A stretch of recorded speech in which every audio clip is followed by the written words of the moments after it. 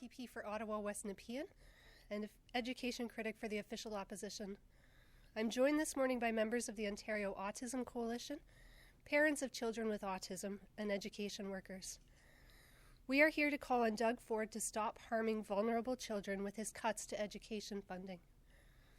Under this government, education funding in Ontario is down $1,200 per child.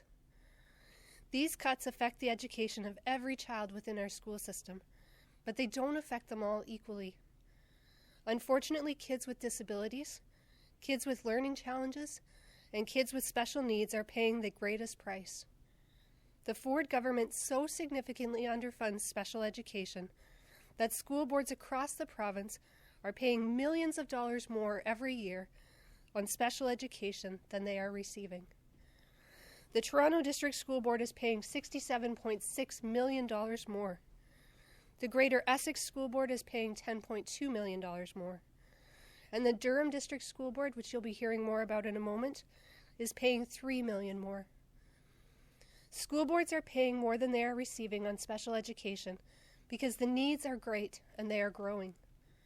But there is a limit to the ability of school boards to take funds from other areas to pay for special education when education funding falls short in every category. When schools are underfunded and we have a shortage of education workers because of this government's wage caps and disrespect for education workers, there's also a limit on how many staff are available to support children with disabilities or special needs. And as a result, we are seeing every single day in this province that kids are going without the supports they need and deserve, not just to learn, but to stay safe. And some children are being excluded from our school system entirely because schools cannot afford the resources to keep them safe.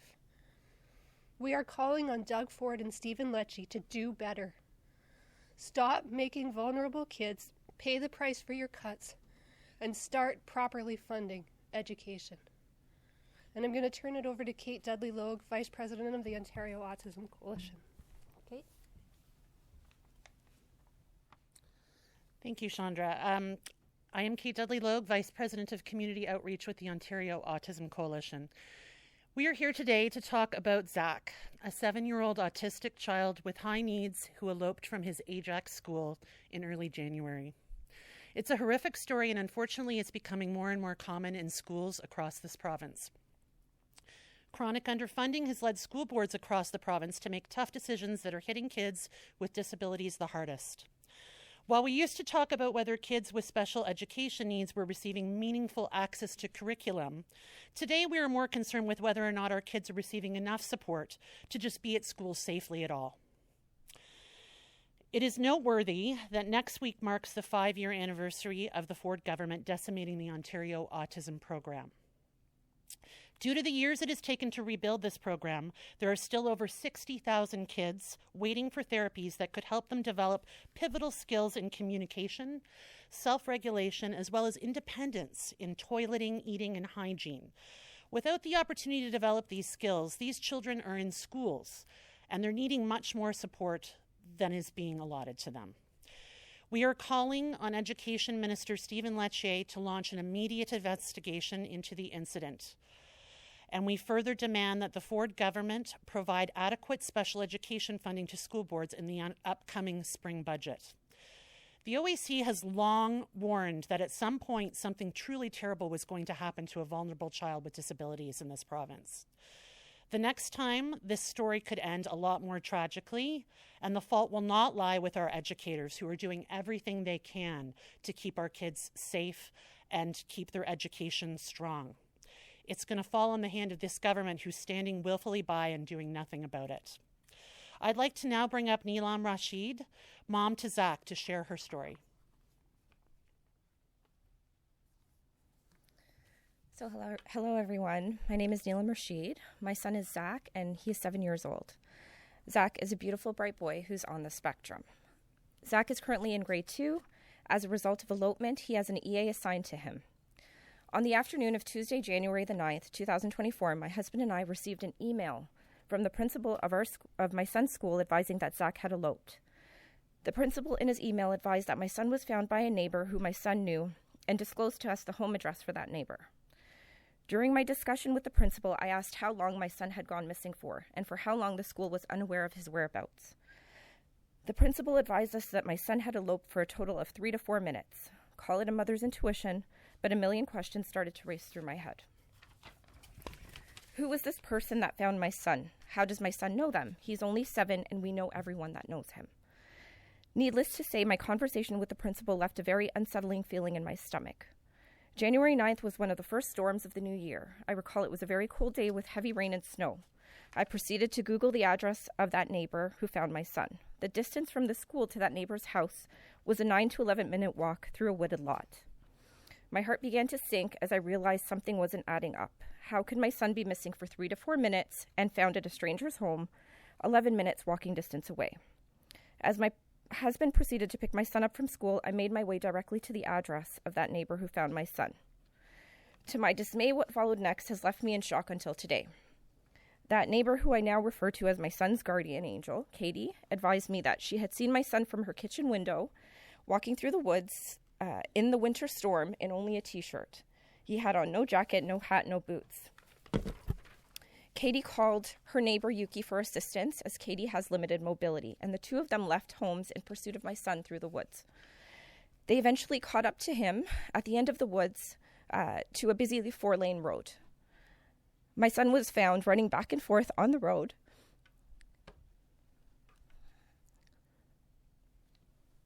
with vehicles having to slow down to avoid hitting him. The two women stopped traffic and brought Zach to safety. Zach was then taken back to their house. The woman indicated that she found Zach shivering as he was drenched from head to toe, and they wrapped him in blankets, and they called the school to advise that they had found him. What I came to realize from this incident was that the school failed to be transparent with us on the details of what really happened with my son. The school was dishonest about the amount of time my son was missing. It was not 3 to 4 minutes. The school had no idea of where my son was or how to find him, and made no attempts to execute on my son's safety plan. His plan includes clear protocols that need to be followed if his whereabouts are unknown. Police should have been called, as well as us, the parents, not notified via email. Had I not spoken to that neighbor, I would have never known what my son had endured that day. I requested a meeting that week with the school's principal and invited the superintendent of the school board. Unknown to them, I had a detailed summary of the events that day provided by Katie and Yuki, as well as time-stamped video recordings provided by Katie from her house camera, which further evidenced my son's minimum elopement time of 35 minutes from the school. The principal started off the meeting in front of all staff present, advising that Zach had been missing for 3 to 4 minutes, and at that point he did not know that we had already met with Katie and Yuki, and was advised of what had really transpired that day. During the meeting, the principal continued to be dishonest with us about what had really happened. It wasn't until 2 hours later, after we had advised everyone that we had video evidence with timestamps of Zach's location, as well as statements from both Yuki and Katie, that the minimization of time was acknowledged. I also asked the principal, help me to understand. You had a missing, vulnerable child on your hands. Why didn't you call the police, as you didn't know of his whereabouts for at least 35 minutes? He then went on to say that he was on the phone with Katie, and he did not want to end that call with Katie, as it was very important to stay connected. He continued on for several minutes about the importance of staying on the phone with Katie. I then showed him that I had in my possession a statement from Katie advising that she never spoke with him. He then became flustered and said, "You're right, Katie had been speaking to the office." I looked over at the superintendent at this point, who shook his head in dismay. My husband questioned why EMS hadn't been called, as my son could have had hypothermia or pneumonia, to which there was no response. At the end, the principal provided an apology, but my question was, why could we not start with that? Why did it take 2 hours of video proof and statements that we had to gather to be acknowledged? I have lost all trust in the school and their ability to keep my son safe. The feeling of dropping off your child at school and clutching that cell phone in your hand all day, waiting for the next call from the school, continues to be unbearable. I've never felt so vulnerable and powerless against an institution, but sadly, this is our educational system. I'm a very private person, so I'm completely out of my element here, but I'm choosing to speak up today with the hopes that my voice will be heard. I think of all the families of special needs children who continue to fight this daily battle for their children's safety each and every day. Thank you for your time. I'd like to introduce Carrie.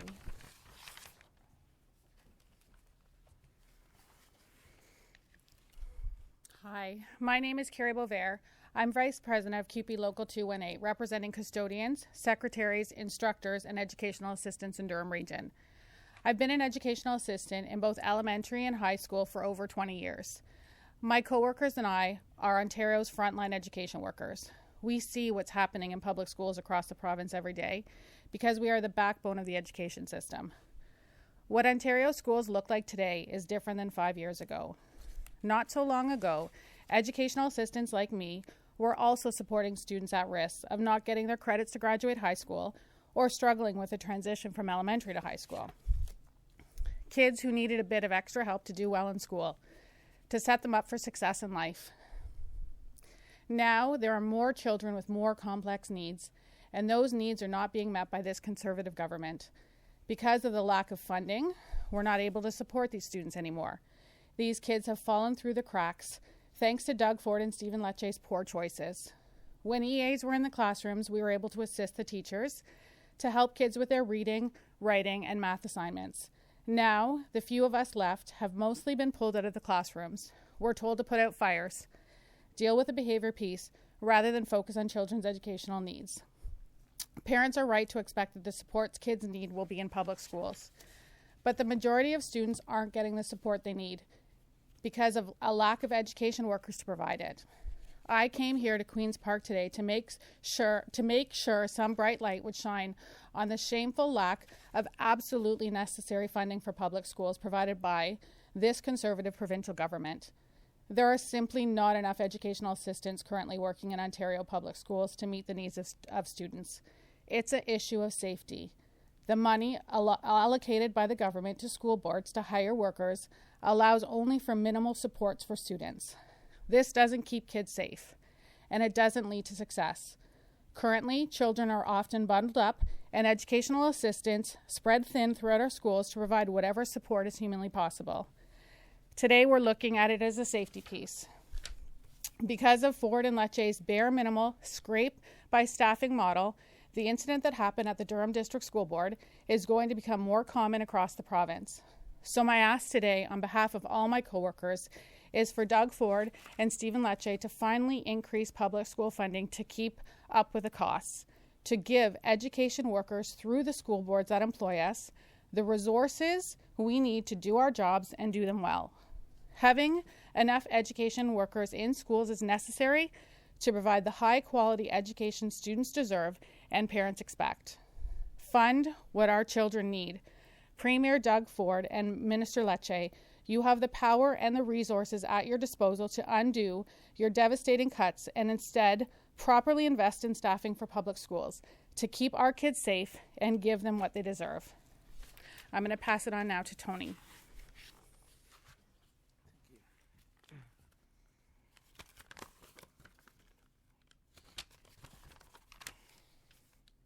Hi, I'm Tony Stravato, VP of Operations for the Ontario Autism Coalition, and I'm also a father to twin 10-year-old autistic boys who do not attend school due to the school board's unwillingness to accommodate their basic safety requirements due to lack of resources. We acknowledge that frontline workers are doing their best.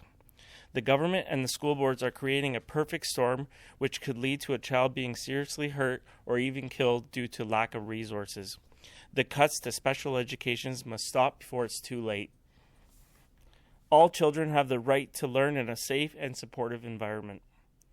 Please reach out to your MPP and let them know you support a safe learning environment for all children and education workers. I would also like to mention one last thing.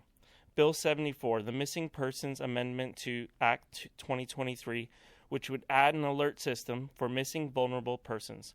This bill was buried into a committee and nothing has been done about it in over a year. We need the government to put politics aside and pass this bill, which will help save the lives of Ontario's most vulnerable population. Thank you, and we're open for questions. MPP Cosmo, would you explain to us what why you think that bringing people and making them tell their stories will change the way this government, change its ways. Thanks for the question. I think it's incredibly important, first of all, that we understand that the situations we're seeing in Ontario schools are the result of a policy choice, and that the government could make different choices. And it's very important for Doug Ford and Stephen Lecce to hear about the impact that their policy choices are having on kids, are having on parents, and are having on workers. They cannot continue to be here at Queen's Park in a protected bubble with no idea of what's happening to kids like Zach, to kids like Tony's twins. They have to face the consequences of their policy choices. What makes you think that now, even after all these years, if you say nothing has been done, why now? Why do you think now it's going to change? Because we have reached a point where it's not just about the learning of these children, it is about their safety. And as Kate said, it is a matter of when, not if, we have an instance that ends tragically. I was completely shocked when I heard about the story of Zach. I think every parent in the province of Ontario will be completely shocked when they hear this story. The idea that you send your child off to school in the morning, believing that they will be safe, and that they are found in the intersection of a 4-lane street in Ontario, that is unbelievable. And we are very, very lucky that Zach came home safely at the end of that day. And I do not want that to happen to another single child in Ontario. Would you be willing to answer that in French as well? Oui. Nous sommes dans une situation où les coupures du gouvernement ne mettent pas en péril seulement l'apprentissage des enfants avec des besoins spéciaux, mais mettent en péril leur sécurité. Les parents envoient leurs enfants à l'école le matin avec l'espérance que leurs enfants seront en sécurité pendant toute la journée. C'est vraiment choquant qu'on a eu cette situation dans la province de l'Ontario où un enfant avec des besoins spéciaux a été trouvé au milieu d'une rue avec 4 voies. Ça ne doit pas arriver à un seul autre enfant dans la province. Et si ça arrive encore une fois, ça peut terminer en la tragédie. And how much funding would be necessary, required urgently to make sure that these kids are safe in school? Enough funding to make sure that kids like Zach, who is supposed to have an educational assistant with him every moment of the day, actually have those supports and resources that they're being promised. We know that the Durham District School Board, for instance, is already paying $3 million more on special education than what they're getting from the province. And even that, which they're dipping into other funding envelopes to be able to pay, is not enough to provide the supports that Zach's been promised. So the province needs to actually step up and fill that deficit, but also cover the genuine costs of special education and not this arbitrary statistical formula that has nothing to do with the actual needs on the ground. How much is that? How much money in total do you think? The government needs to connect with the school boards and have that conversation about what the actual costs are. And I want to be clear, we're not talking about a situation where there is no money and the government is just making difficult choices. They're sitting on a contingency fund of $5.4 billion. They don't even need to wait for the spring budget to invest in special education resources. They could do it today if they wanted to. Anything else besides funding that you think the government can do? Certainly, we need to make sure that kids are actually getting supports and resources within the schools, and I will let Carrie talk more about what kids actually need on the ground every day. Thank you for the question. So I think currently, like was mentioned earlier, the allotment that are given to school boards is the bare minimum. Kids need the supports that are outlined in their plans. So for example, we have plans that represent one-on-one support like what Zach would have had. That's not happening in the schools. They're not allocating for that number for lunches, for recesses, because those are the times that educational assistant is getting the breaks. So we need to incorporate what's on paper, and that needs to be reflective in the numbers in the schools.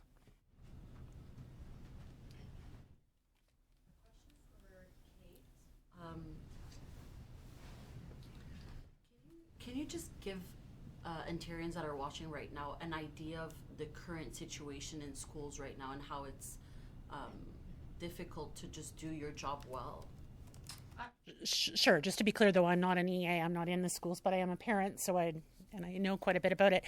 What we're seeing across the province, from school board to school board, it differs, but they're closing down their special education classes. So school boards have the power to decide which kind of courses they offer to kids with special needs. Some of them offer a lot of smaller congregated classrooms. Some of them offer none. What we're finding is a lot of the bigger school boards, specifically in the big urban city areas like Toronto, like Ottawa, are having to make difficult decisions to close those classes. They cost more money. What's happening to the kids that would be in those classes is that they're being filtered into mainstream classes under the promise or the guise that they're going to have a one-on-one EA. As we can see here with the example of Zach, that isn't happening, because if a child was one-on-one with an EA, they wouldn't go missing for over a half an hour without being really even noticed to be gone, right? The most they might is get away from you for a moment, and then you could easily track them down. Carrie could speak to this as well. Every day, EAs are running around schools with walkie-talkies in their hand, being called to put out one fire after another. They're not actually sitting with kids, working on education, making sure kids stay self-regulated. A lot of the fires that end up happening with these students are because they're being left unattended, unengaged, and then things spiral out of control. If they were one-on-one, the ones that needed it, fires would be put out before they were even started, and things would move much smoother, kids would be safe, and actual education would be happening. So it's pretty much a disaster. And it sort of to the question that Chandra asked, why should they listen? Everybody should listen right now. This is a problem for more than just our kids. Talk to kids without disabilities. They'll tell you what's happening in their classrooms. A lot of chaos, frankly, a lot of chaos. Classes are being evacuated on the regular. That disrupts everybody's learning. So this is truly a problem for everybody, not just our own community. Can I ask a question to Ms. Rashid? Sure. Have you heard anything back from the schools, somewhat of an explanation as to why they said 3 to 4 minutes and then it wasn't? No, it was just, as I said, it was us having to prove. Like, we went in there having to prove and come in with timestamp videos. Otherwise, it would have still been 3 to 4 minutes. How do you feel like right now? You talked about lack of trust. I mean, it must be a traumatizing experience for you. Just walk us through what's in your mind right now. Picture having to drop your child off to school and you're on eggshells all day long, just waiting for that phone call. I go to the bathroom with my phone because I don't want to miss that call. Just constantly worried about his safety. He's vulnerable. I think of all of the things that could have happened to him while he was in the woods. Someone with not so great intentions could have picked him up. Zach went happily with those 2 women that he met, but they were complete strangers to him, right? And thankfully they were wonderful people. And not to mention running across on that road, that 4-lane road, he was terrified. He's never been without us or without appropriate supervision. And it was the middle of a storm. So Zach is a child who, if he gets a drip of water on his shirt, he needs to change his clothes. So I could only imagine how uncomfortable and frightened and scared he must have been that day. Sir, this is making you emotional as well to hear this? Yes. My boys are similar to Zach. They have very high needs. We've been working with the school board over a year now to try and get their basic safety needs met. It's not happening. They don't have the resources. My one son is he elopes a lot. He needs to wear a GPS, but due to the school board's policy, he's not allowed to wear that GPS. The reason why is because there is a listening device, but it can be disabled. There is other options like AirTags, but they're not reliable. My other son had brain surgery last year, so he has severe self-injurious behaviors, and he needs one-on-one at all times, and the school board does not have the resources to guarantee that they can do that. So my kids aren't in school. They were part of the legacy program for the Ontario Autism program, and when that ended, there was no proper transition for the kids to go from, full-time therapy to school.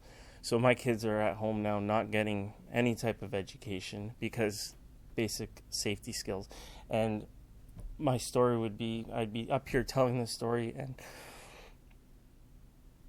I'm afraid it would be a lot worse, and Zach's story's got to hit Ontario, like our population, our governments have to listen to these stories, because what's it going to take?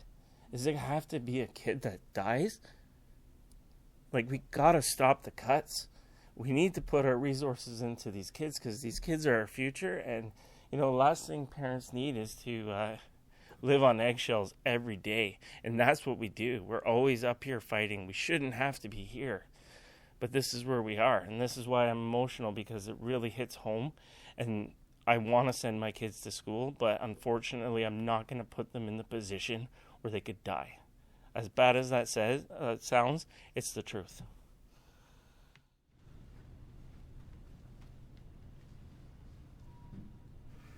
Thank you for sharing. Yeah, thank you for coming today. We appreciate the questions.